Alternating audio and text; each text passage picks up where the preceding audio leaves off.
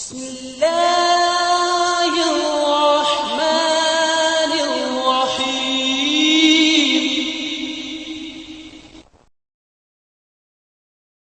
السلام علیکم ورحمۃ اللہ وبرکاتہ. الحمد للہ وحدہ والصلاۃ والسلام علی رسول اللہ. اللہم صلی وسلم علی نبینا محمد وبارک وسلم علیہ. امید کرتا ہوں تمام طلبہ طالبات خیر و عافیت سے ہوں گے. آج انشاءاللہ العزیز اللہ سبحانہ و تعالیٰ کی توفیق سے ہم 16ویں کلاس پڑھنے جا رہے ہیں. اللہ سبحانہ و تعالیٰ پڑھنا پڑھانا اپنی بارگاہ میں قبول فرمائے اور اللہ سبحانہ و تعالیٰ نظر بد سے حاسدین کے حسد سے محفوظ فرمائے. آج جو ہم حدیث پڑھنے جا رہے ہیں اس حدیث کے راوی سیدنا عبداللہ بن عمر بن عاص رضی اللہ تعالیٰ عنہ ہیں. وہ کہتے ہیں کہ رسول اللہ صلی اللہ علیہ وآلہ وسلم نے فرمایا کہ کبیرہ گناہوں میں سے ایک گناہ اپنے ماں باپ والدین کو گالی دینا ہے. صحابہ نے سوال کیا یا رسول اللہ صلی اللہ علیہ وآلہ وسلم کیا انسان آدمی اپنے والدین کو گالی دیتا ہے؟ تو نبی رحمت صلی اللہ علیہ وآلہ وسلم نے فرمایا کہ ہاں، وہ کسی کے باپ کو گالی دیتا ہے وہ اس کے باپ کو گالی دیتا ہے، وہ کسی کی ماں کو گالی دیتا ہے وہ اس کی ماں کو گالی دیتا ہے. اس حدیث کو امام بخاری اور امام مسلم رحمۃ اللہ علیہ تعالی اپنی صحیح بخاری اور صحیح مسلم کے اندر نقل کرتے ہیں. اب دیکھیں کہ ہمارے معاشرے میں چھوٹی چھوٹی بات کے اوپر ایک دوسرے کی ماں کو، باپ کو، بہنوں کو، بیٹیوں کو گالی دی جاتی ہے. تو نبی صلی اللہ علیہ وسلم فرماتے ہیں یہ کبیرہ گناہوں میں سے ایک گناہ ہے. اپنے والدین کو گالی دینا کبیرہ گناہوں میں سے ایک گناہ ہے.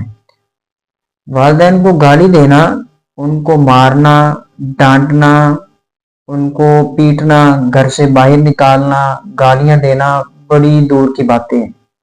اللہ سورہ بنی اسرائیل کے اندر فرماتا ہے فَلَا تَقُلْ لَهُمَا اف. والدین کو اف بھی نہیں کہنا، والدین کو اف تک بھی نہیں کہنا.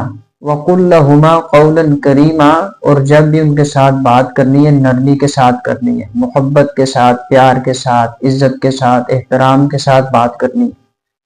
تو والدین کا جو مقام ہے اس کو سمجھنے کے لیے ایک آیت ہی کافی ہے جس میں اللہ سبحانہ و تعالیٰ فرماتا ہے وَقَضَىٰ رَبُّكَ أَلَّا تَعْبُدُوا إِلَّا إِيَّاهُ وَبِالْوَالِدَيْنِ إِحْسَانًا. پہلے اللہ نے اپنی عبادت کا ذکر کیا اور اس کے بعد والدین کے حقوق کا ذکر کیا کہ ان کے ساتھ آپ نے احسن طریقے کے ساتھ رہنا ہے. وَبِالْوَالِدَيْنِ إِحْسَانًا. والدین کے ساتھ حسن سلوک کرنا ہے، احسن طریقے کے ساتھ رہنا ہے. حتیٰ کہ شریعت نے یہاں تک والدین کے حقوق ہمیں بتائے ہیں کہ اگر والدین کافر ہیں، دائرہ اسلام سے خارج ہیں، تو ان کا بھی احترام کرنا ہے، ان کی بھی عزت کرنی ہے، ان کا بھی ادب کرنا ہے.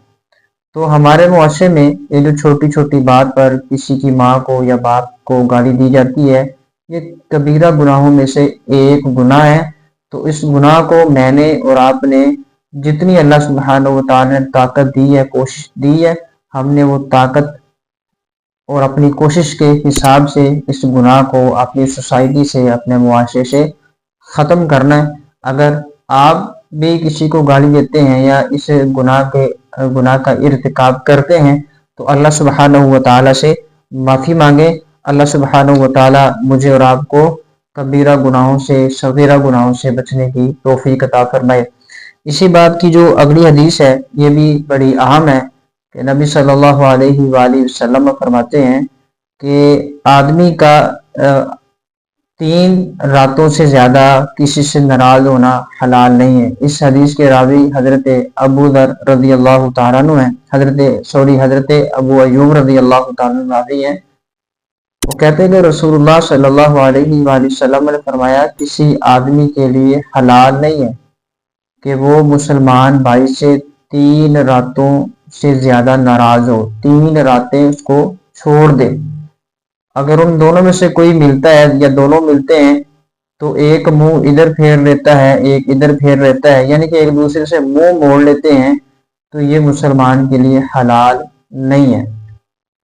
اب آپ دیکھتے ہیں آپ کے اسکول کے اندر، کالج کے اندر، یونیورسٹی کے اندر، گلی کے اندر، فیملی کے اندر کوئی نہ کوئی ضرور ایک دوسرے سے ناراض ہوا ہے، تو اس کی ناراضگی ختم کرنے کے لیے آپ صلی اللہ علیہ وآلہ وسلم کی حدیث کو سنائیں کہ نبی علیہ السلام نے یوں فرمایا کہ حلال ہی نہیں، تو جب ایک کام حلال نہیں تو گویا کہ جو ساری زندگی کے لیے ناراض رہتا ہے، 4 دن، 5 دن، ہفتہ، 1 ماہ، 2 دن، 2 ماہ وہ ناراض رہتا ہے، تو یہ عمل جو ہے یہ حرام ہے۔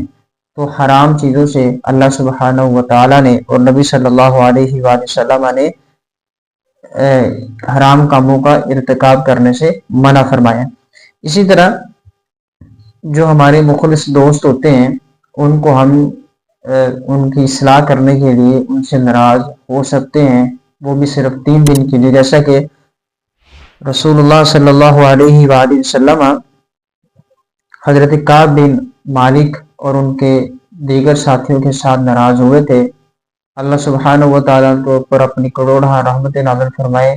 یہ وہ صحابہ ہیں جو جنگ تبوک میں پیچھے رہ گئے تھے، تو نبی صلی اللہ علیہ وآلہ وسلم نے لوگوں کو بھی تاکید فرمائی کہ ان کے ساتھ کوئی بات نہ کرے، تو جب تک ان لوگوں نے اللہ سبحانہ و تعالیٰ سے معافی نہیں مانگی، اللہ نے ان کے بارے میں کلیئر لینس نہیں سینڈ کیا کہ یہ جو ہیں یہ ان کو ہم معاف فرماتے ہیں، ہم نے ان کو معاف کیا، ان کا ہم عذر قبول کرتے ہیں، جو بھی ہے کہ کعب بن مالک رضی اللہ تعالیٰ دیگر صحابہ جو جنگ میں شامل نہیں ہوئے، تو اللہ سبحانہ و تعالیٰ نے ان کو معاف کر دیا۔